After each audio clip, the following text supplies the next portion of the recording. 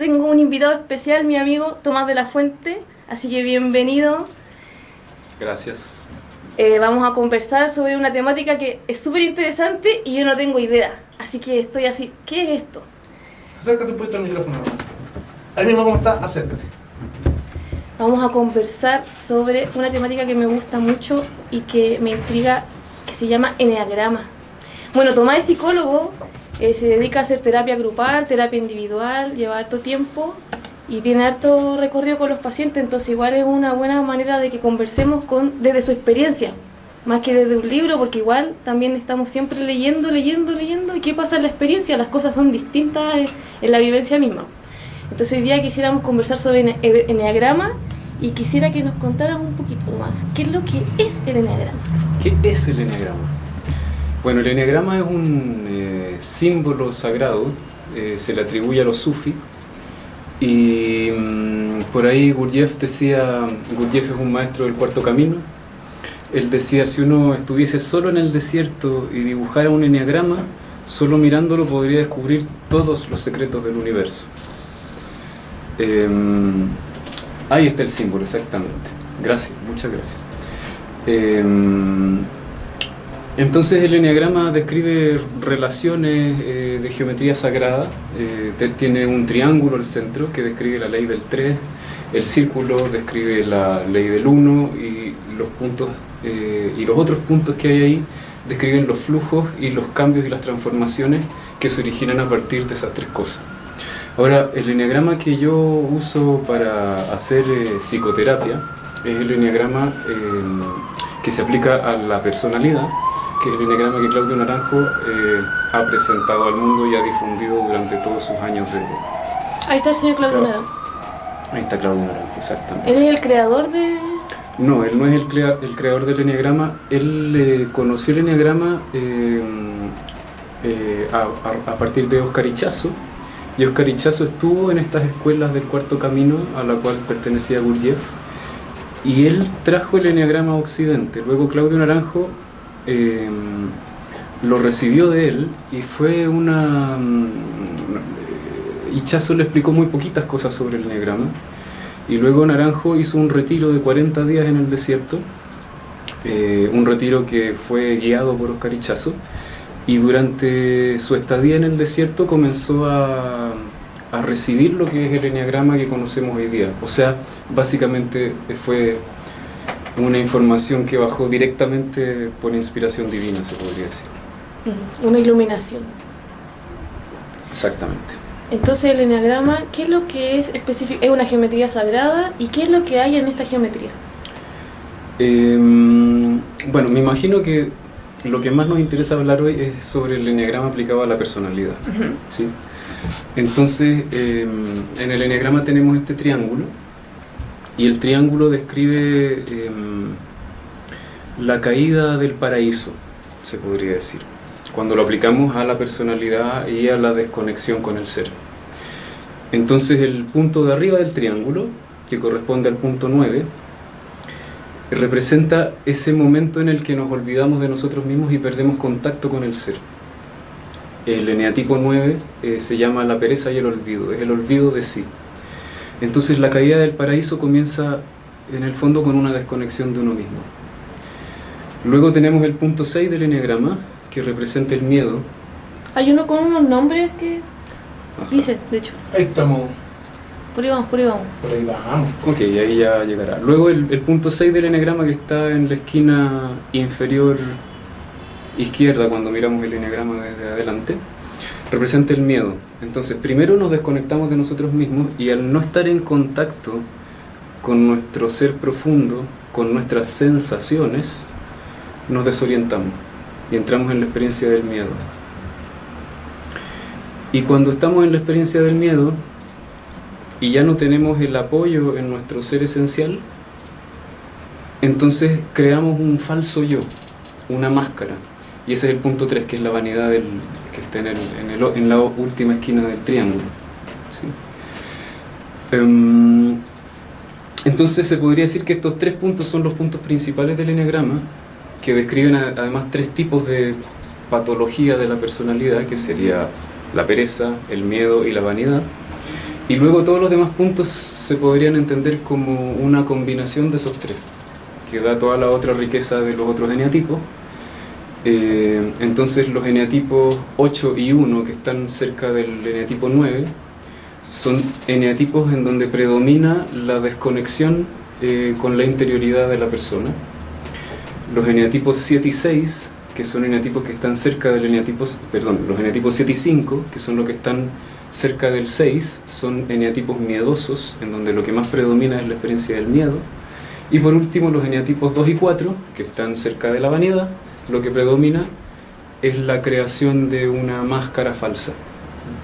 Entonces, en el fondo, el eneagrama es una clasificación de personalidades de acuerdo a la máscara que uno va adquiriendo, y esta máscara se va adquiriendo a lo largo de la infancia.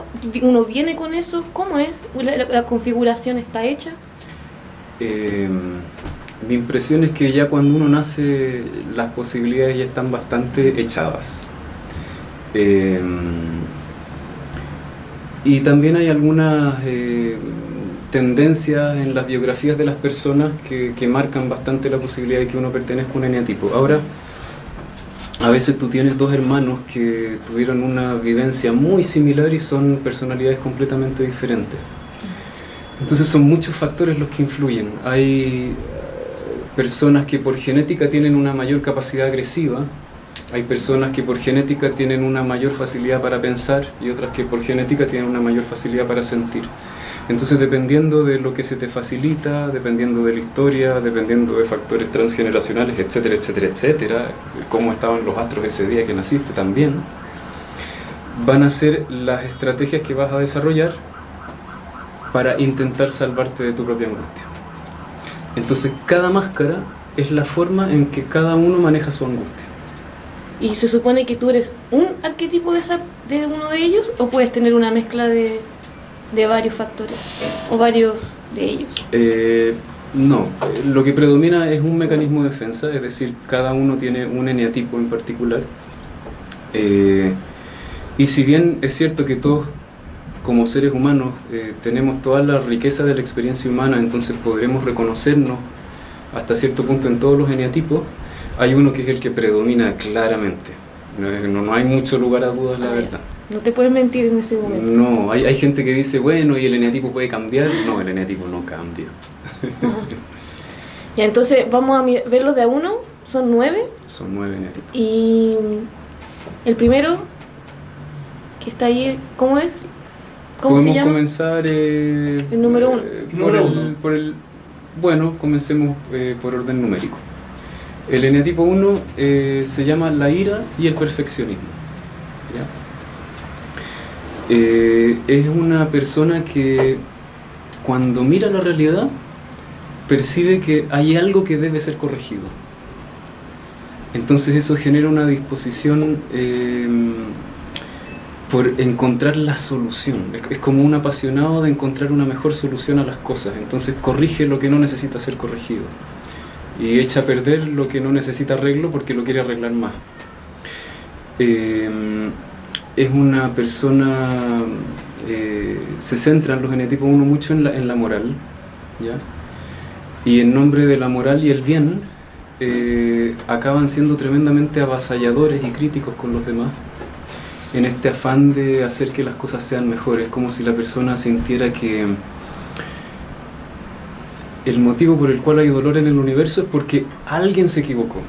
Entonces la persona dice, yo soy quien va a corregir el error. Entonces están apuntando con el dedo a los errores de los demás y tienen una sensación de superioridad. Y cuando uno está con un eneatipo 1, fácilmente uno se siente despreciado, ¿sí? En esa actitud crítica. Básicamente ese es el mecanismo. Entonces, ¿cuál es el mecanismo? Ante la angustia la persona dice, si tengo angustia, si hay dolor, es porque hay algo que está mal hecho y yo lo tengo que arreglar. Entonces son personas que tienen mucha dificultad para procesar lo que sienten, porque para ellos las cosas son prácticas. El asunto es encontrar la solución. Es un carácter muy agresivo, aunque muy civilizado, ¿sí? Pero está desconectado de sus emociones. Y está muy desconectado de las emociones, es lo que más les suele costar a los eneatipos 1. Mi pregunta, antes de entrar al segundo, estas características de personalidad, ¿uno puede mantenerlas saludablemente o eso muere cuando uno se sana? Exacto. A ver, hay una cosa que es el estilo de personalidad y otra cosa es cuán integrada está la personalidad. Entonces tú puedes tener una personalidad eneatipo 1 en donde el nivel de desintegración es brutal y entonces la personalidad va a ser mucho más rígida, la persona va a ser mucho más crítica, va a tener mucha más desconexión, va a ser mucho más avasalladora, mucho menos empática, ¿no?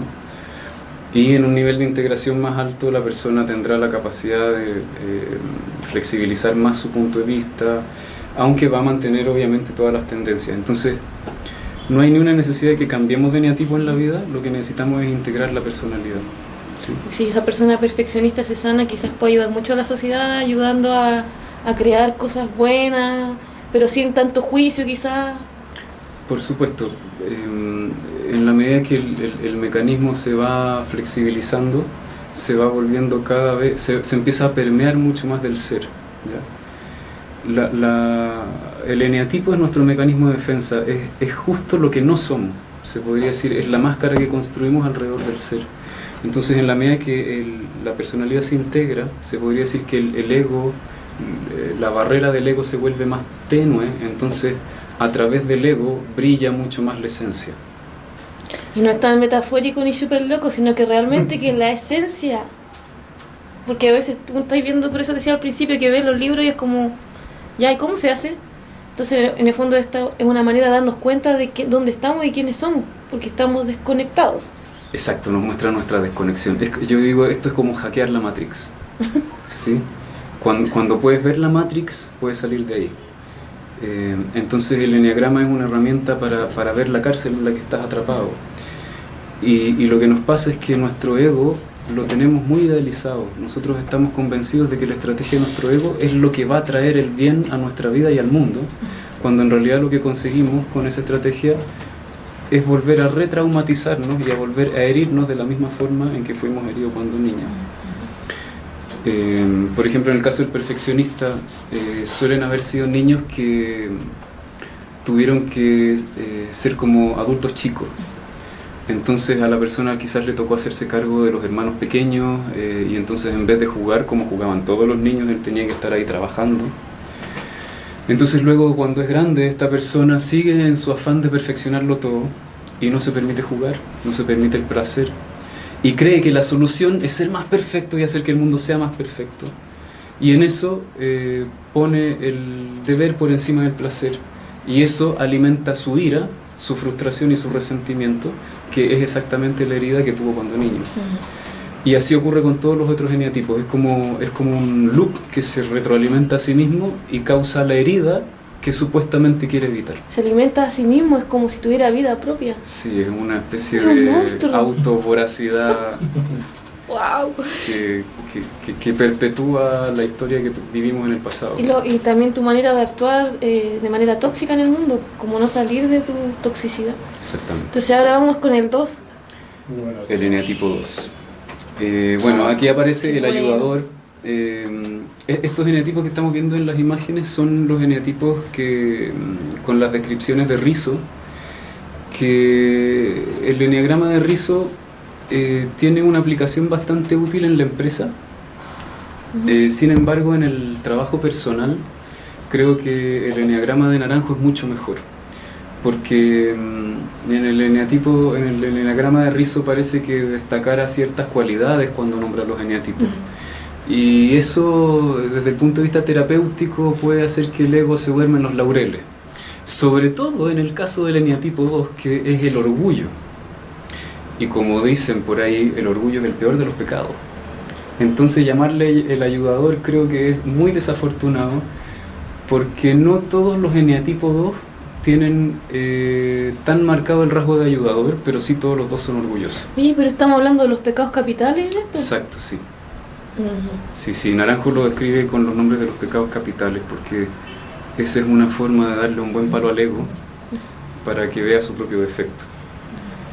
Entonces, desde Naranjo este eneatipo se llamaría el orgullo. El orgullo. Y la falsa abundancia, o el falso amor. Y el orgulloso es alguien que se tiene demasiado idealizado a sí mismo.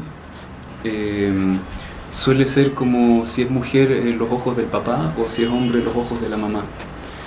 Entonces es un niño o una niña que fue como excesivamente elevado. Entonces la persona tiene la sensación de ser una persona especial y que solo mi presencia le hace un favor a los demás. ¿Sí? El orgullo no siempre es evidente, ¿ya?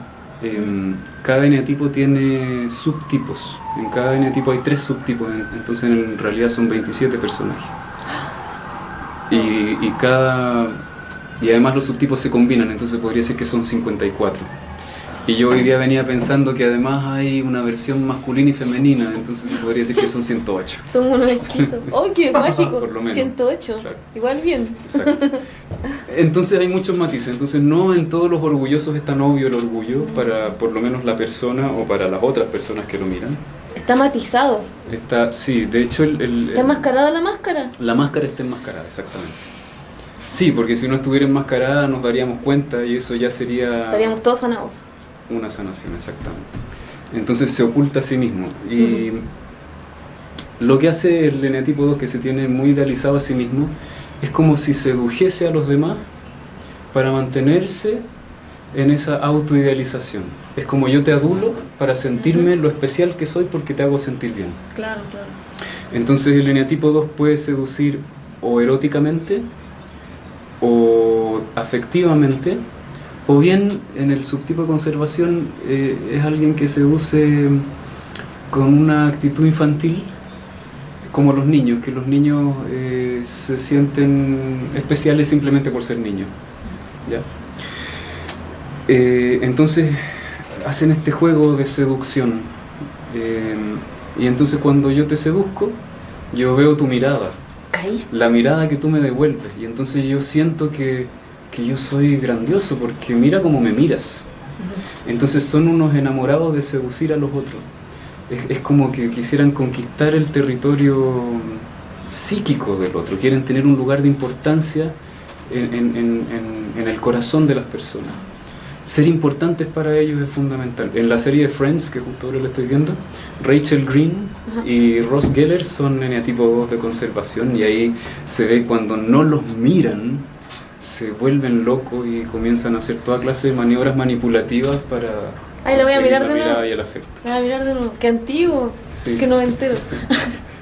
Ya. Entonces, él sería en este caso el orgullo. El orgullo. Y a veces toma, claro, la seducción toma la forma de yo te ayudo. Pero no es el rasgo esencial necesariamente. Personas que quizás en algún momento necesitaron amor y necesitan a través de esa forma manifestarse. Exacto. Cuando uno es idealizado, el verdadero ser es devaluado. Es decir, si yo me engrandezco a mí mismo en mi autoimagen, cada vez que mi autoimagen disminuye, siento que pierdo valor. Entonces como si la persona sintiese que en la medida que yo puedo dar supuestamente esta seducción, entonces soy valioso. Pero cuando lo que aparece en mí es la carencia, que eso es lo que más teme el eneatipo 2, verse necesitado, cuando aparece la sensación de necesidad, me siento humillado, porque hay como una especie de autohumillación. Esa parte que se autoidealiza humilla a la parte necesitada. Entonces cuando se sienten necesitados es cuando entran en depresión y posiblemente ahí decidan tomar una terapia, y sobre todo van a terapia cuando tienen problemas de pareja, porque la pareja se les complica mucho por esto. Me imagino. Vamos con el siguiente. ¿Cómo se llamaría Kings desde Claudio Naranjo? El eneatipo 3 se llama la vanidad. El triunfador es una palabra demasiado aduladora, creo yo. Pero es una buena palabra que lo describe. La vanidad es alguien que siente que tiene valor en la medida que cumple la expectativa de los demás. Y es la expectativa, ¿cómo decirlo? Es como la expectativa cultural de lo que es una persona valiosa. Entonces, si la sociedad dice que lo valioso es tener éxito y ganar dinero, se va a esforzar por tener éxito y ganar dinero. Si vive en una comunidad de hippies y dice que lo valioso es ser un buen hippie y ser relajado, se va a esforzar por ser relajado, cosa que no le va a resultar porque ese esfuerzo es una contradicción. Entonces, es alguien que es un experto en percibir la expectativa de los otros y luego desempeñar el rol que llena esa expectativa. Entonces la palabra el triunfador es una palabra relativamente correcta, diría yo, en el caso del eneatipo 3, porque es una persona que está siempre intentando lograr las cosas para tener el éxito que calza con la expectativa que se espera. ¿Y qué pasa cuando fracasa? Se angustia muchísimo. Ahí viene su crisis. Exactamente, su miedo más grande es el fracaso. ¿Qué más puedo decir de la vanidad? Es un carácter muy centrado en la acción, ¿sí? Aquí se nos podría confundir con el eneatipo 2 porque ambos eneatipos buscan el reconocimiento de los otros. La diferencia es que el eneatipo 3 busca ser admirado por los demás y el eneatipo 2 busca ser amado apasionadamente, que son dos cosas distintas, ¿sí? Entonces el eneatipo 3 va a buscar verse bien. Muchos eneatipo 3 se centran mucho en la imagen corporal, en arreglarse bien, en verse bonito. Es como la imagen de una Barbie, por ejemplo, o la imagen de un empresario exitoso, o la imagen de un deportista de me imaginé al alto Chino desempeño. Río, me imaginé al Chino Río. No, por el ego. No, pero no es eneatipo 3 porque el eneatipo 3 es alguien muy adecuado. Y él con sus comentarios no cumple la expectativa de los otros, es más bien un pesado que los deja a todos así que... Sí.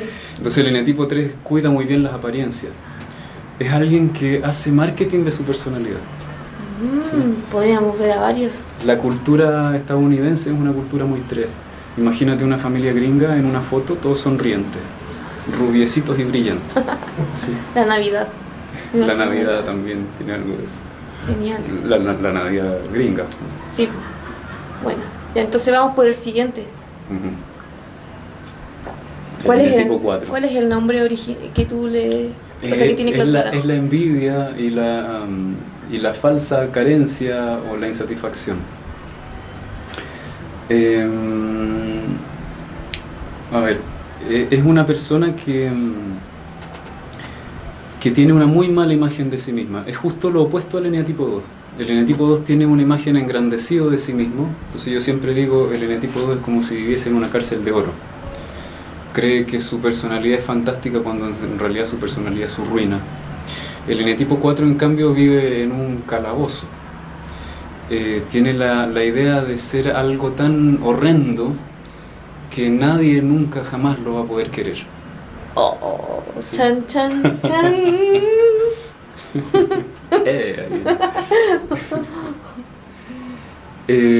Entonces siempre está teniendo la sensación que no logra cumplir con lo que la vanidad demanda, se podría decir.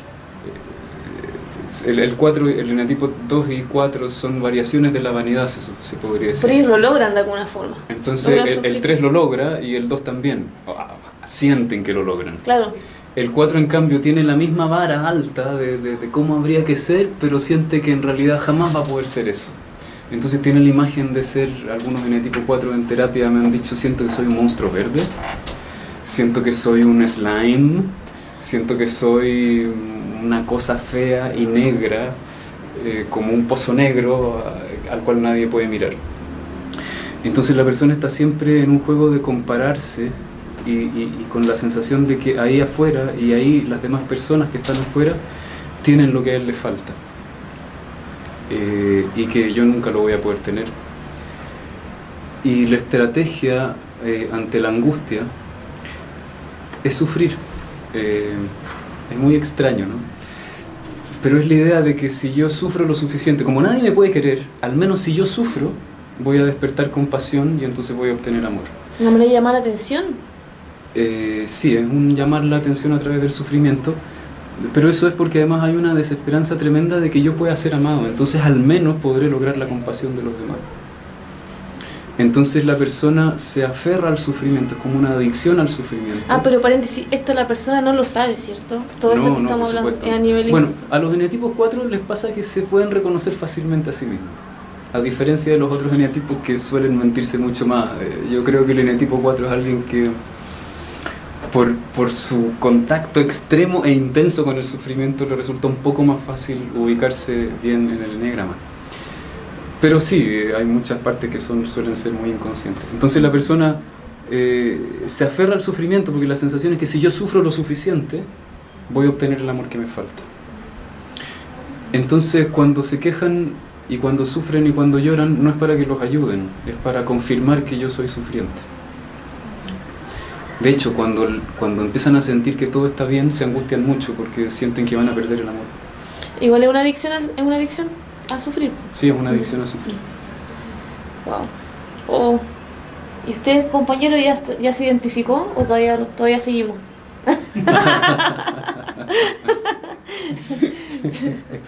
Vamos por el siguiente, número 5. Sí, yo creo que aquí la palabra que sale ahí, el investigador, es muy desafortunada. Porque el eneatipo 5 se llama la avaricia. Y algunos 5 solamente son investigadores. En algunos 5 la imagen del investigador no calza tanto. El eneatipo 5 es alguien en cierto sentido similar al eneatipo 4, en el sentido que hubo una carencia fuerte en la vida. Los eneatipo 4 muchas veces han tenido duelos muy difíciles en la infancia o derechamente una mamá que era incapaz de dar afecto. En el eneatipo 5 también tenemos una vivencia de mucha carencia y falta. Se podría decir una mamá bastante ausente.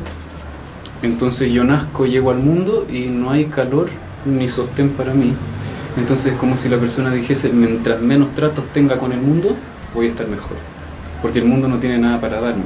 Entonces yo me retiro del mundo. Entonces la estrategia del 5, que es la avaricia, es aislarse.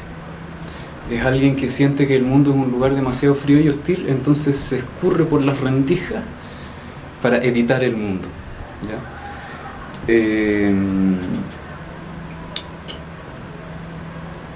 Como queriendo, en una estrategia como de querer conservar su vida, ¿sí?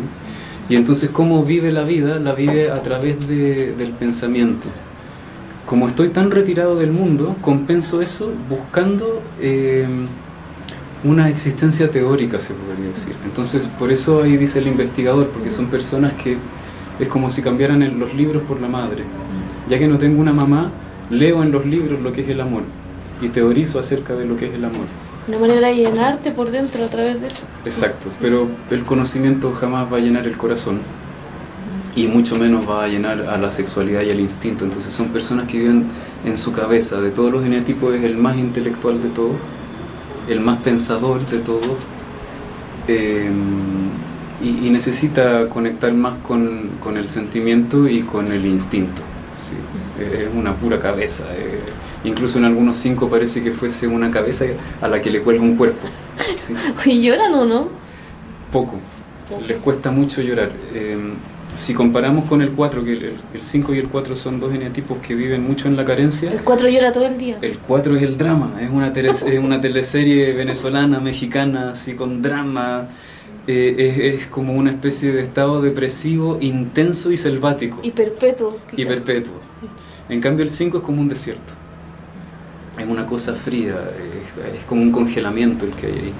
Entonces a los 5 les cuesta mucho hacer contacto con sus emociones. Oye, un paréntesis, las personas también deben tener tendencia a ciertas enfermedades. En estos enetipos, ¿puede ser que tengan ciertas tendencias? ¿Lo han estudiado? Más que enfermedades físicas, es difícil porque son muchos los factores, pero hay cierta tendencia a tener ciertos síntomas psicológicos más o menos característicos. ¿Son más psicológicos que físicos? Entonces se ha comprobado más eso. Sí, es lo que más se ve, porque lo que pasa es que hay tanta complejidad en lo que una cosa genera, hay tantos factores que es difícil como generalizar, pero en términos generales hay ciertos síntomas que se dan más en unos eneatipos que en otros. O sea, de lo psíquico y después viendo lo físico. En el fondo, una persona que tiene un eneatipo, no sé, 1, igual se va a enfermar del estómago aunque tenga un ego fuerte, por decirlo de alguna forma. ¿Me entendí? Como que da lo mismo que cuál sea su enatipo, se va a enfermar por cómo come, por cómo duerme, claro, sí, sí. por cómo se relaciona, tiene otro, como tú decís, es multifactorial. Sí. Entonces vamos con el siguiente El enetipo 6. 6. Claro, acá dice el leal y ahí es como... va muy lejos de lo ¿Por qué esencial. crees tú que una persona le puso otro nombre y otra persona le puso otro nombre? Es por el uso que le quieren dar. Este es el eneagrama, en las imágenes estamos viendo el eneagrama de Rizzo, y el eneagrama de Rizzo se usa mucho para asesorar equipos en empresas. Entonces lo que se mira es la personalidad para ver qué fortalezas y habilidades tiene cada personalidad, y entonces según eso los roles que le asigno y las tareas que va a hacer mejor. O sea, habilidades blandas y más frío desde ese sentido, no está hablando todo como... tipo de habilidades, exacto. Entonces en el eneagrama de Rizzo lo que se busca es destacar en lo que la persona se ha especializado, gracias a su mecanismo de defensa. Pero en el trabajo espiritual, en el trabajo de crecimiento interno, de mejorar nuestras relaciones, de hacer nuestra vida más plena, eso no nos sirve mucho. Porque lo que tenemos que mirar es cómo nos destruimos la vida. Entonces no nos sirve destacar una cualidad de la personalidad, nos sirve mostrar la enfermedad de la personalidad. Entonces por eso Claudio Naranjo, que toda su búsqueda siempre fue muy desde lo espiritual y desde el crecimiento y la integración, destaca los defectos, no las cualidades. El enetipo 6 se llama el miedo y la acusación. Hay una experiencia de sentirse frágil y de estar en peligro, que eso es la paranoia. El enetipo 6 es alguien que está en una paranoia permanente. Entonces la idea de esta persona es que si yo dejo de estar alerta, cuando venga el peligro, porque hay peligros, porque hay enemigos en alguna parte, yo sé que están los enemigos ahí. Entonces, si yo dejo de estar alerta, voy a estar en peligro. Por lo tanto, tengo que estar siempre alerta. Y para estar alerta tengo que tener siempre miedo. Porque si dejo de tener miedo, estoy en peligro. Uy, ¿no duerme esa persona? Les cuesta. Son muy ansiosos los enetipos 6 y están permanentemente pensando en todas las posibilidades posibles, habidas y por haber. Entonces están constantemente dudando, ¿no? Porque si hago esto podría pasar esto, si hago esto otro podría pasar esto otro. ¿Esto que me dijo, quería decir eso o quería decir otra cosa? ¿Me estaba diciendo algo entre líneas o no me estaba diciendo algo entre líneas? Porque están permanentemente buscando dónde está el peligro y el enemigo. Y a veces la sensación es que el peligro está ahí afuera, o a veces la sensación es que mis propios impulsos son el peligro. ¿Qué puede haberle pasado a esta persona para llegar a eso? Haber vivido en ambientes peligrosos, por ejemplo, ambientes de violencia, o también tener papás muy sobreprotectores, que un papá sobreprotector lo que te transmite todo el tiempo, o una mamá, que no eres capaz. Te tengo que proteger porque el mundo es demasiado peligroso, entonces tú creces creyendo que hay demasiado peligro. O también una crianza demasiado autoritaria que se basa en el castigo y en el miedo de la autoridad. O sea, el mecanismo del miedo que se hace presente a través de una realidad dura, por ejemplo. Una violencia. Realidad que da miedo. Lo que pasa es que hay realidades duras que no dan tanto miedo. Sí. Esta es una que da miedo, en donde tú sientes que hay un enemigo que te persigue. Eso es la paranoia. Persecutoriamente. Hay una cosa persecutoria, exacto. Porque hay otras realidades duras, por ejemplo, podría, qué sé yo, haber carencia económica. Pero estamos todos de acuerdo en que hay que esforzarse, entonces nadie siente que hay un enemigo que lo persigue, solamente hay que hacer mucho esfuerzo para sobrevivir. Entonces ahí no hay paranoia, ¿se entiende? Claro, y el mecanismo sería el esforzarse y nunca descansar y estar siempre dándole. Exacto, por ejemplo. Y eso podría estar en un enetipo 1, en un enetipo 4 de conservación, en un 5. Podrías encontrar realidades así. Acá lo específico es la paranoia. Hay un enemigo que me va a hacer daño. ¿Cómo debe ser la vida en pareja también de una persona así? Sí, a los enetipos 6 les cuesta un poco la pareja, también he visto, porque desconfían mucho, tienen mucho miedo a que los traicionen. Y algunos pueden tener muchos celos y ser demasiado celosos. Vamos con el siguiente. ¿Qué? ¿Va a decir algo? Ah, sí, y ahí aparece el leal, porque una persona que tiene tanto miedo tiene una búsqueda neurótica por la seguridad. Entonces la lealtad tiene que ver con que si yo me agrupo con mucha gente que va a estar de mi lado, me siento más seguro. Y claro, soy leal porque tengo miedo. Entonces uno no sabe si eso realmente es una virtud o un defecto. Oh, ¿qué opina la gente aquí en la radio? Llámenos por teléfono, estamos pendientes de las líneas en el domináfono. El eneatipo 7, el entusiasta. Lo describe un poco, sí. ¿Cuál es el nombre que describe Claudio Naranjo? La gula. Y la gula es alguien que escapa de la angustia planificando y buscando diversión. Este es un escapista de alguna forma a través del placer. Sí, es como alguien que escapa siempre hacia el placer, hacia lo dulce.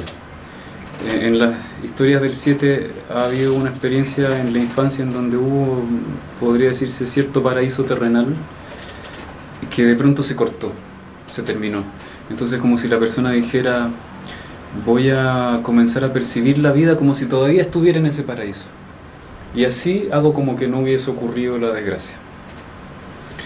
Entonces son personas que están, por eso le ponen el entusiasta, y que están en una especie de estado maníaco permanentemente, porque están escapando de la angustia. Entonces es alguien que está, es como una especie de adolescente que necesita estar todo el tiempo divirtiéndose. Sí. En La vida es bella, el personaje principal era un 7. Es como estar pintando la realidad ordinaria y normal como si fuese una realidad extraordinaria. Y en esta cosa de ser tan escapista, está bien permitirme cualquier cosa en nombre del placer. Y entonces racionalizan su gula y siempre encuentran muy buenos motivos para hacer lo que les viene en gana. ¿Pueden avasallar con las personas, con ellos mismos destructivos quizás? No son tan avasalladores, pero son bastante descomprometidos, porque el compromiso siempre implica, cuando uno se queda en un lugar quieto mucho rato, te puedes empezar a aburrir. Y una de las cosas a las que más fobia le tienen es aburrirse. ¿En la alguita marina entonces? ¿Ahí estaría mejor? Se podría decir. No, más para allá, sí, más para sí. allá. Por supuesto. ¿Y de las flores de Bach podríamos decir que es Vervain también en alguna aspecto? Sí, podría ser Vervain, sí. Entusiasta. Y Agrimony porque le pone la máscara del que todo está bien, ¿no? Agrimony también sería una flor que le sirve. El eneatipo 3 también es muy Agrimony. Todos tienen Agrimony, el 1 también, ¿no? El 1... Vine. No tanto, sí, el 1 habría que darle Vine, al 8 también, que son caracteres muy autoritarios, muy agresivos. Y al 3, o sea, al 4, ¿cuál era? 4, 5, 4 Heather. Al 4G, por supuesto. Qué entretenido. ¿Y Water Violet al 6? Al 5. Water Violet es el 5. El 6 es Mimulus. Mimulus, Rock miedo. Rose, todos los miedos. El 5 es Water Violet, porque es alguien que se aísla todo el tiempo. Exacto. Genial. Ya, 8. El 8. El desafiador. Sí, es una buena palabra. El 8 se llama la lujuria. Y la lujuria es una pasión por la intensidad. Se llama la lujuria y el castigo. Y es una intensidad que tiene que ver mucho con la venganza. En las historias de los 8 encontramos historias de mucho maltrato, mucho abuso. Entonces es como si la persona dijese, yo nunca más voy a ser vulnerable, yo voy a ser más fuerte que todos los demás.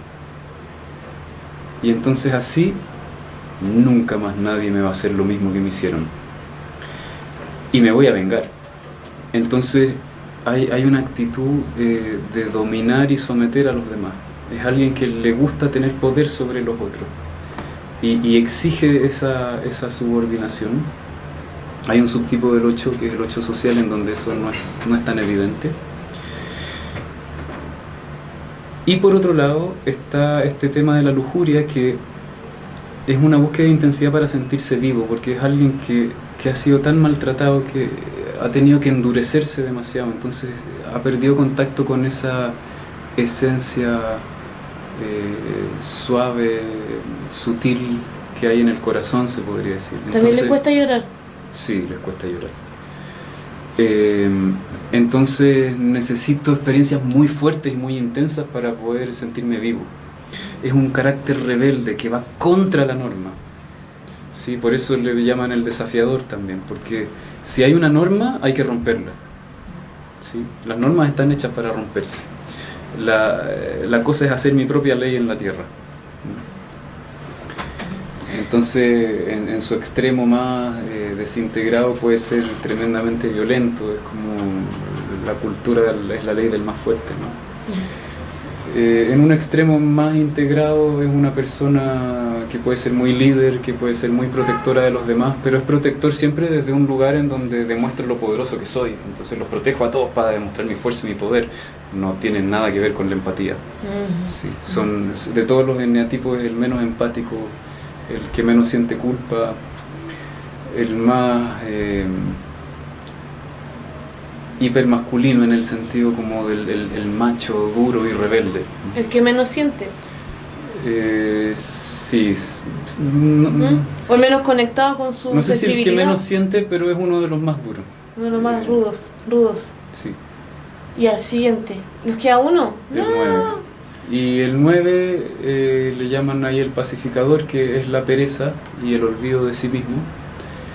Es alguien que ante la falta de amor, dulzura y contención materna, se convirtió en una especie de ayudante de la mamá. Entonces es alguien que desde muy pequeño se resignó a esta falta de amor y se convirtió en una especie de mamá con los demás. Entonces eso es el olvido de sí. Es alguien que tiene mirada para todos los demás, excepto para sí mismo.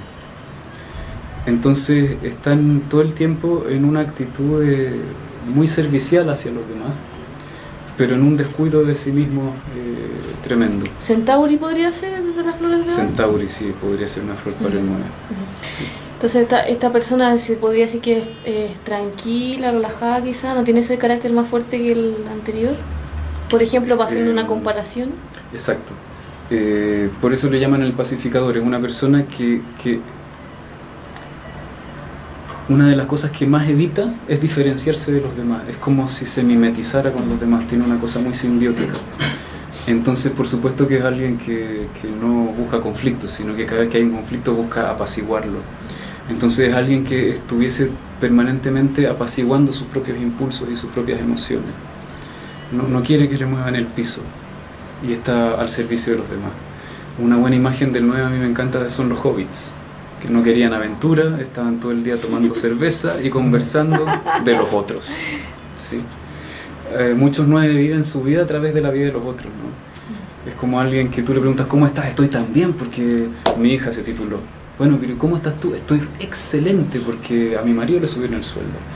¿Me entiendes? Es como hay una dificultad para valorar la propia experiencia. Y ahora de que los vimos todos en un resumen, porque son muy largos, Súper resumen, sí. ¿Y cuál es el más difícil de tratar? Todos son difíciles. Todos. O todos son fáciles. Es lo mismo. No es que un eneatipo sea más complejo que otro, no hay un eneatipo que sea peor que otro, va a depender del nivel de integración. ¿Ya?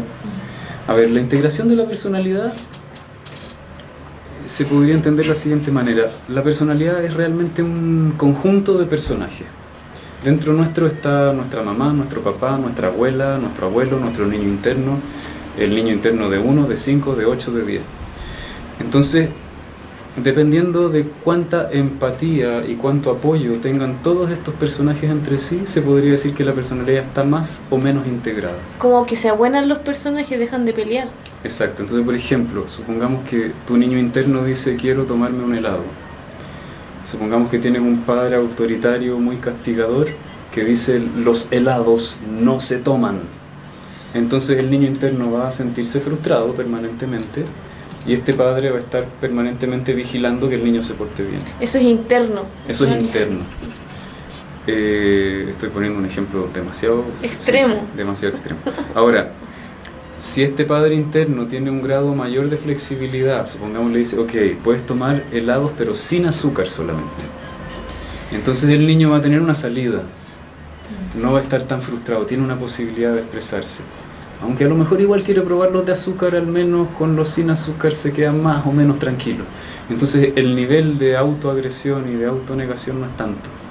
Eso sería más integrado que el anterior, ¿me entiendes? Sí. Y así. Entonces, lo que hace que sea más difícil trabajar con una personalidad es, por un lado, el nivel de integración y el momento vital de la persona en la vida. Porque hay momentos en la vida en que una persona, aunque quiera hacer un proceso terapéutico, no puede avanzar porque no está viviendo una crisis que lo despierte. ¿Es necesaria una crisis para que tú despiertes? Yo diría que en la mayoría de los casos sin crisis no hay despertar. Hay una frase que pusiste que dice, que hay un video que tú hiciste, bueno, ¿Ya? sigan los videos en el canal de YouTube de Tomás de la Fuente, ¿cierto? Tomás de la Fuente. Sí, o pueden buscar también Ideas que Sanan en YouTube. Ideas que sanan. Sí, que decía 27 formas de perder el ser y el camino de regreso, que era el título de Enneagrama. Exacto, sí. Entonces son 27, eran 27. Claro, 9 por 3.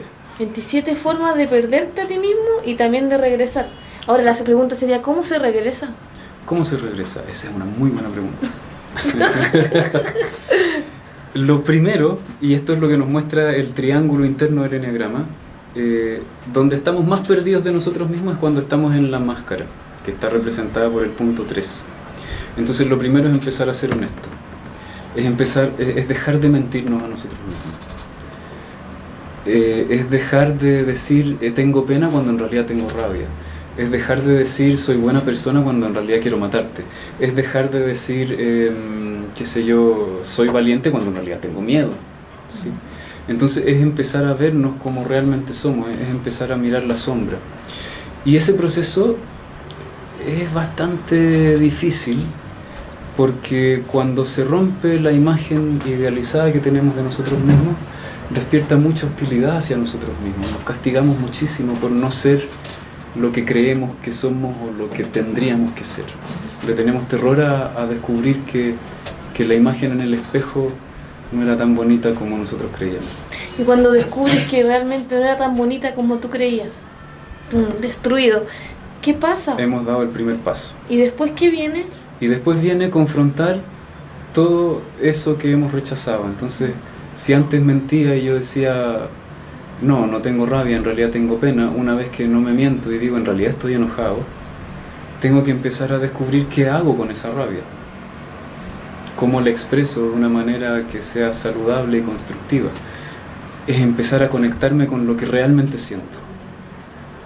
Y ver qué es lo que hay debajo de lo que no sientes, porque uno se miente, constantemente se está diciendo un cuento que está abajo de otra cosa y abajo de otra cosa y abajo de otra Sí. cosa. Entonces podríamos decir, y esto es más conclusión personal, que en el fondo lo que nos sucede es que por carencia, por falta de amor de nuestros padres quizás, o por falta de sensación de protección, empiezan a salir todo estos arquetipos de personalidad. Sí. Disculpa. Voy a terminar de responder la otra porque hay otro paso más. Y una vez que descubro todo eso que estaba oculto debajo de la máscara y empiezo a descubrir lo que realmente necesito hacer, es cuando vuelvo al punto 9 en donde descubro el amor hacia mí mismo. Punto 9, que es ese mismo circuito de ese enagrama que está ahí.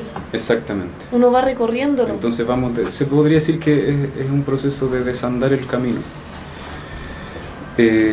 Y bueno, ¿por qué se construye la personalidad que se construye? Porque no tuvimos todo el amor que necesitábamos de la forma en que lo necesitamos. Entonces hemos tenido que adaptarnos a esa falta de amor y construir una estrategia que aparentemente nos llena. Y al descubrir la estrategia, te haces consciente y como es como de alguna forma salir de ese aprendizaje y tú puedes liberarte, ¿no? ¿Te puedes liberar completamente o siempre vas a estar en pequeñas cárceles? No creo que en una vida nos podamos liberar completamente. A lo mejor es posible, tengo serias dudas al respecto. Yo todavía no conozco a alguien que lo pueda afirmar. Pero sí podemos hacer un trabajo que nos pone en un lugar muy distinto. O sea, una cosa es que tu ego domine todas las decisiones de tu vida y otra cosa muy distinta es que puedas decidir desde el ser. Entonces podemos tener la posibilidad de tener momentos en donde no estamos completamente poseídos por este demonio voraz, ¿sí? Pero ¿cuál es la diferencia entre el ser y el ego? Porque uno no sabe, a veces piensa que uno está en el ser y está en el ego y está en el ego. ¿Cómo uno puede saber? El ego, cuando estás en el ego sufres, cuando estás en el ser fluyes. Ahora, nos podemos mentir al respecto, porque un enatipo 7 podrá decir yo siempre estoy fluyendo, pero eso es una gran mentira, porque en realidad está escapando de la angustia. Pero el ego básicamente es el mecanismo de defensa. Entonces, cuando estamos en oposición a algo, estamos en el ego. Cuando estamos en el ser no hay oposición a algo, estamos en la aceptación de lo que es. Y cuando hay aceptación total, absoluta, honesta y radical de lo que hay, entonces en lugar de actuar para evitar algo, simplemente expresamos lo que somos. Por ejemplo, un ejemplo muy simple, yo podría sentarme a tocar un instrumento musical pensando en que lo voy a hacer muy bien y luego voy a tener aplauso. Eso es ego, porque lo que estoy haciendo es intentar confirmar una imagen de mí mismo para evitar sentir un vacío que estoy teniendo. O yo me puedo sentar a tocar mi instrumento y disfrutarlo. Sin pensar en lo que va a pasar afuera, sino que para tocar, solo por tocar. Eso es esencia. Muy buen ejemplo, muy buen ejemplo. Entonces, cuando estamos en la esencia, simplemente estamos expresando lo que somos, es como una danza. Cuando estamos en el ego, estamos haciendo algo para conseguir un resultado en el futuro que nos salve de la angustia. Ego es igual sufrimiento, ser es solamente presente. Sí, es una buena forma de ponerlo. Ya, excelente. Entonces ya saben quienes nos están escuchando, si están en el ego, están en el presente. La idea es que nos conectemos con el presente. El problema es que uno se miente, uno dice estoy en el ser cuando en realidad es una gran mentira. Claro, y ver que te están mintiendo. Sí. Pero ya, está el proceso de reconocerte internamente y ya te puedes conectar con el ser. Sí. Otra forma, a mí me gusta, hay otra forma de medir cuánto estamos en el ego o en el ser. Si no estás completamente en un estado de amor, de gratitud y de paz profunda con este instante, estás en el ego. O sea, estamos en el ego todo el día a las 24 horas. Todo el tiempo. Exacto. ¿Y existe un momento en que pueda el ego parar su actividad? Sí, a veces para. ¿Y podría ser que esa actividad para cuando uno está disfrutando? Por ejemplo, pero salgamos del eneatipo del entusiasta, sino que disfrutando desde el estar aquí. Sí, el disfrute puede ser un índice de estar más en la esencia. O estar sintiendo a la otra persona cuando estás conversando, cuando También. abrazas a tu hijo, por ejemplo, a tu hija, sentir que te está abrazando, sentir ese abrazo. También, sí. Ahora yo diría lo fundamental es que no estamos en una estrategia manipulativa, ese es el asunto. Porque el ego es una manipulación. Está todo el rato, nos estamos manipulando a nosotros mismos, o estamos manipulando el entorno, o estamos manipulando nuestros propios pensamientos, o nuestras propias emociones. No hay manipulación, no hay oposición a nada. Entonces, liberarnos, mirando nuestra propia estrategia, poco a poco nos va a sacar de este enredo mental. Exacto, porque al ir viendo la estrategia empezamos a descubrir cómo estamos manipulándonos a nosotros y a los demás. Y cuando vemos lo doloroso y todo el sufrimiento que nos causamos al hacer eso, empezamos a dejar de hacerlo. Entonces, cuando te das cuenta de que puede ser una consecuencia negativa, como si el ego parara y dijera ya, aquí no sigo porque esto es dañino de alguna forma, ¿no? Sí, como decimos acá, es como que ahí te cae la teja. Muy bien, sí, te cae la teja. Darse cuenta, Exacto. darse cuenta, de verdad darse cuenta. Genial. Bueno, gracias a todos los que nos han escuchado hoy día y nos quedan 5 minutos. Veamos las imágenes. Sí, vamos, de veras, tenemos unas imágenes antes de terminar. A ver si alcanzamos a ver unas 2 o 3. No, todas. ¿no? ¿Todas? Ah, genial, vamos a alcanzar a verlas todas. Saqué una foto del paparazzo al Instagram de Tomás. Y, por ejemplo, aquí hay una cosa que me encantó mucho. Ah, qué bonito. Y que de hecho podría las personas... Y bueno, podríamos hacer un programa solo de educación hacia los niños porque no sabemos cómo educar a nuestros hijos. Y me encantó eso que vi, todas las ideas que hay aquí, que son necesidades también. Sí, a mí me encanta esa imagen porque se podría decir que es como recuperar al niño interno, recuperar a la madre y empezar a vivir un mundo que valide a la madre y al hijo que hay dentro nuestro, que tiene que ver mucho con el eneagrama, porque se podría decir que el ego es un exceso de patriarcado. Genial. Para que todos vean esta imagen y la siguiente que dice, si uno se siente incómodo con alguien, puede estar seguro que no hay comunicación verdadera. Tan pronto como uno expresa genuinamente, desaparece la incomodidad. Fritz Perls. También tiene que ver con lo que hemos hablado de ser genuino, ¿no? Sí. ¿Qué podrías decir tú, Tomás, al respecto de esta frase?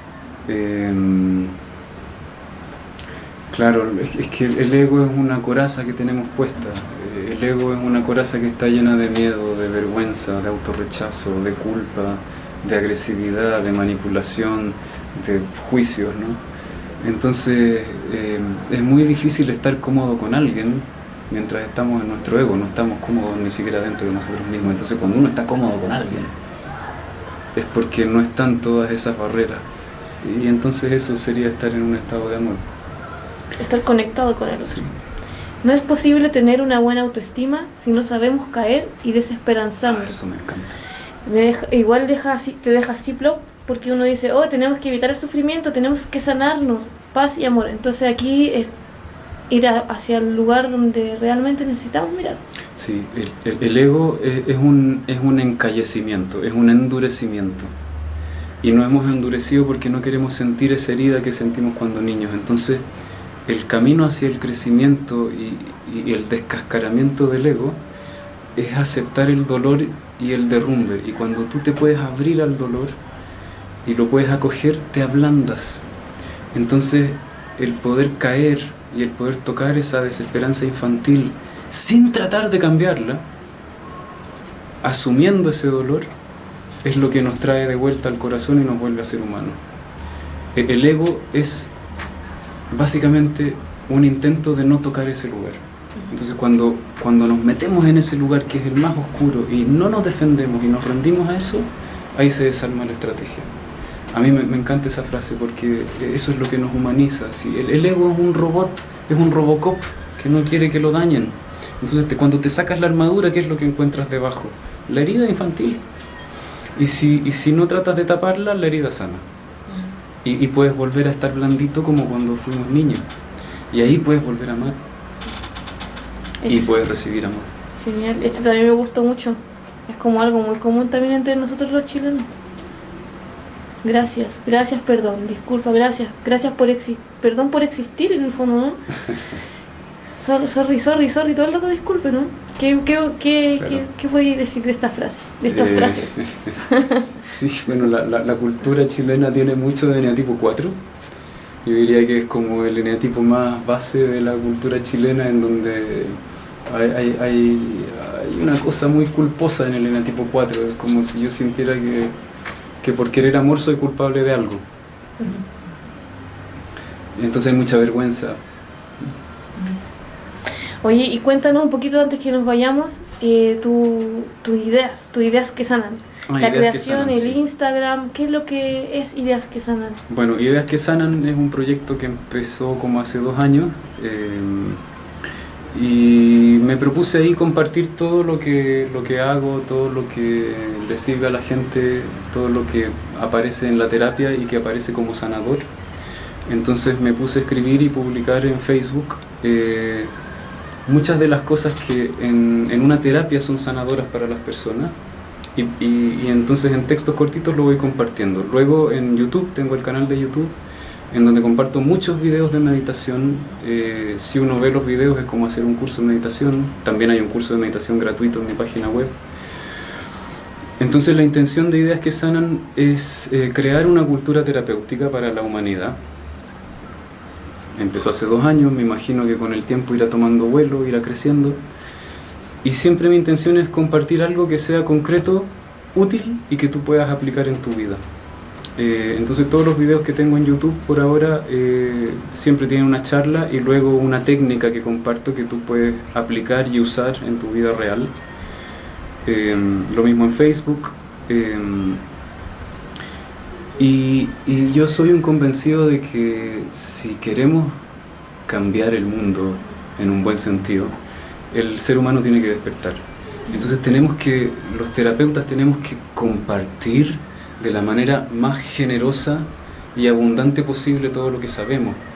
El Dalai Lama decía por ahí, lo que se necesita no son más técnicos, se necesita sanadores, se necesita terapeutas, chamanes.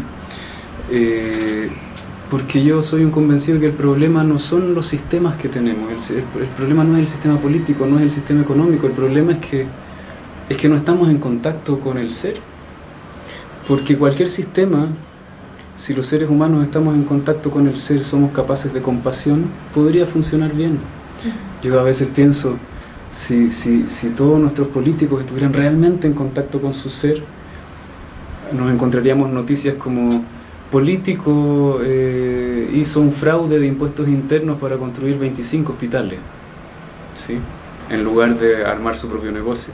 Entonces, claro, le buscaríamos las fallas al sistema para poder ayudarnos entre nosotros.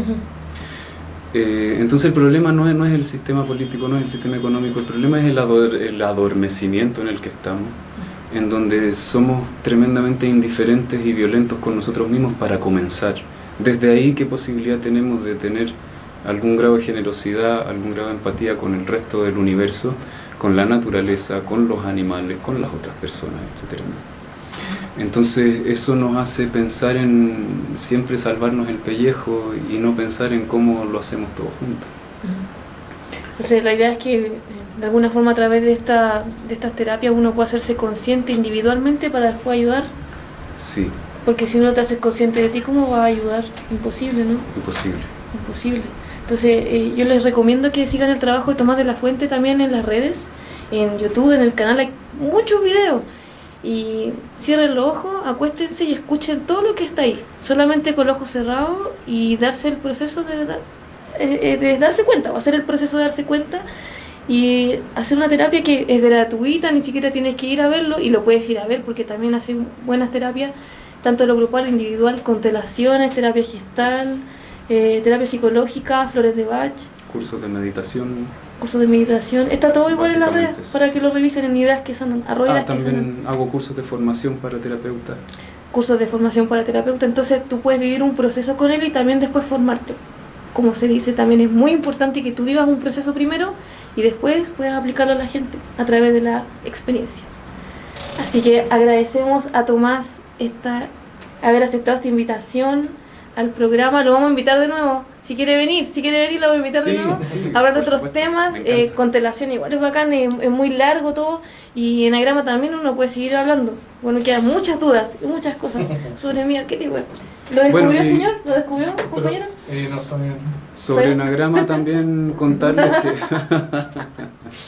Sobre Enneagrama también contarles que pronto este año voy a hacer un curso bien profundo de Enneagrama de autoconocimiento. Y ahí en mi página web ya podrán enterarse apenas lo publique.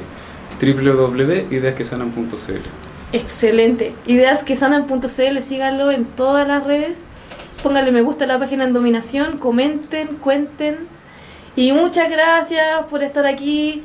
Estoy aquí en vivo, así que no lo tengo en Facebook. Así que pónganle me gusta y gracias. Nos vamos a ver el próximo miércoles en un nuevo programa aquí en Dominación.cl. Gracias, Osito, por este día de hoy. Nos vemos el próximo miércoles. Muchas gracias. Namaste, simaste. Chao.